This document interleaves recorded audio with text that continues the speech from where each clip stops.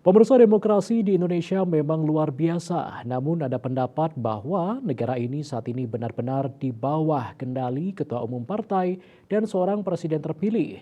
Dengan demikian, semua teori tentang demokrasi dan hakikat demokrasi tidak akan pernah tepat bila didekatkan dengan praktik tata negara Indonesia dewasa ini.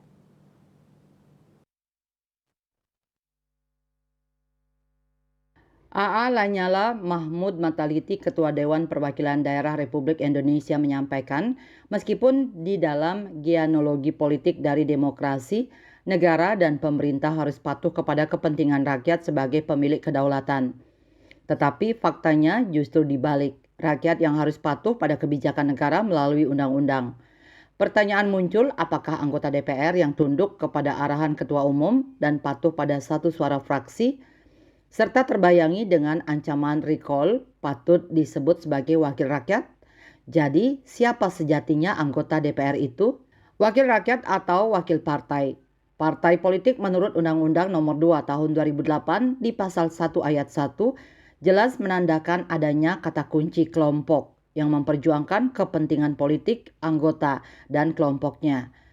Karena urutan kalimat di dalam pasal tersebut menempatkan kepentingan anggota sebagai prioritas sebelum kepentingan masyarakat, bangsa, dan negara. Masyarakat Indonesia menyerahkan pembentukan undang-undang yang mengikat secara hukum seluruh penduduk Indonesia kepada kelompok orang yang memperjuangkan kepentingan kelompoknya di atas kepentingan masyarakat.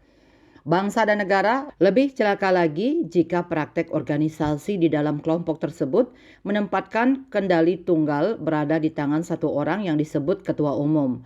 Jika presiden terpilih membangun koalisi dengan ketua-ketua partai, maka kemanapun negara ini akan dibawa, terserah mereka. Rakyat sama sekali tidak memiliki ruang kedaulatan.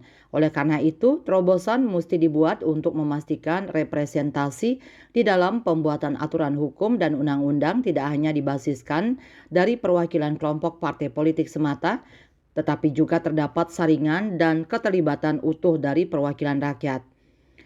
Disinilah mengapa anggota DPR dari unsur perseorangan atau non-partisan menjadi tren di dunia internasional. Semoga kesadaran ini segera menular ke Indonesia karena kita harus membangun demokrasi, bukan membangun dominasi sehingga Indonesia menjadi lebih baik. Bali Post melaporkan.